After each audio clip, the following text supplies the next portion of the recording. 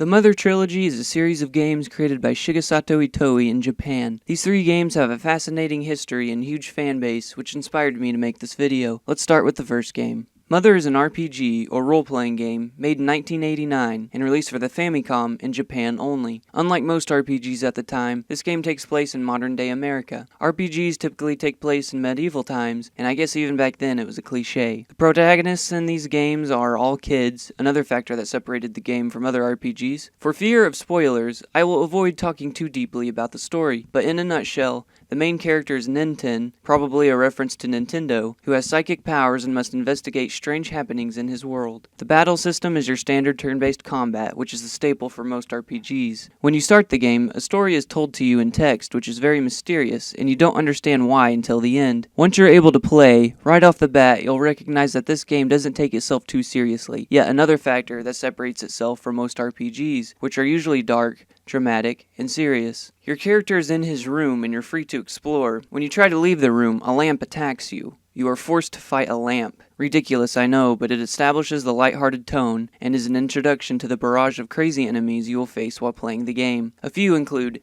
hippies, cars, and crows.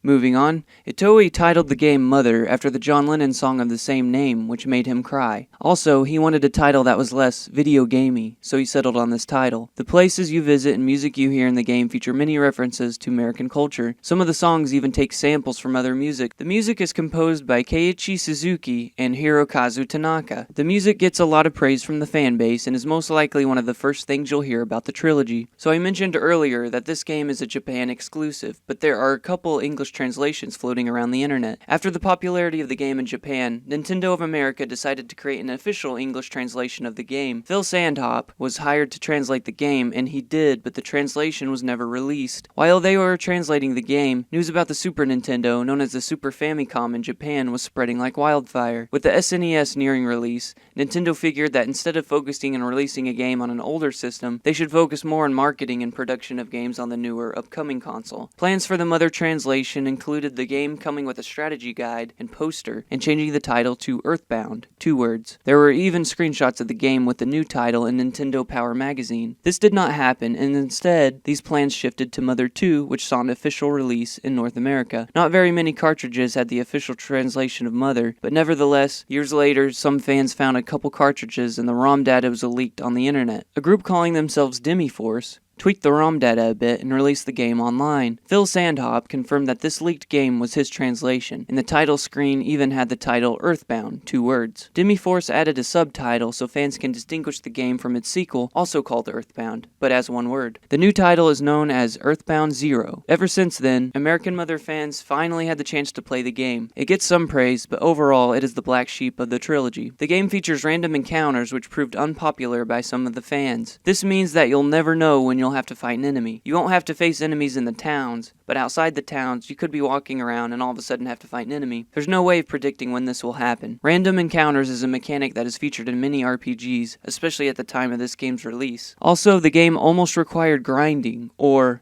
purposefully seeking out random encounters and fighting tons of enemies for hours so you can level up and get stronger to continue the game. This is a time waster, but enemies do get stronger throughout the game. The sprites were changed in the Phil Sandhop version due to the nature of the original Japanese ones. Some of the enemy sprites featured a ghost with blood dripping off of him and a crow smoking a cigarette. The cigarette and blood were removed. The final boss had a name change too. In Mother, his name is Gygus. In Earthbound Zero, his name is Geek. Later, another translation would make its way to the internet. A person who goes by the pseudonym Tomato translated the Game Boy Advance version of the game, which is also Japan exclusive. In 2003, Nintendo released Mother 1+2 on the Game Boy Advance in Japan. Tomato only translated the Mother 1 part of the game. This version was made easier so people new to the game would enjoy it more. At the beginning of the game, you get an item called the Easy Ring. This item gave the player double experience points, making it easier to level up, therefore reducing grinding immensely. This version featured a new translation, and unlike Earthbound Zero, kept the original Japanese sprites. This version was the the one I completed. If you just want to play through the game because of curiosity and don't have a lot of time, play Tomatoes Mother 1. There's a free walkthrough online that you might need because there are some cryptic things that are difficult to figure out. If you enjoy a challenge and have some time, then go for Earthbound Zero. Now, why is this game special? This game is special because it is unique. It broke through the typical RPG labels and presented a charming, bittersweet story. There's even a part that asks for the player's name, and during the credits your name will show up. Very meta, and if you're a comic book fan, very Grant Morrison-y. There is a twist to the story that I did not see coming, and it is surprising and impressive for a game that was released in 1989. Thanks for watching.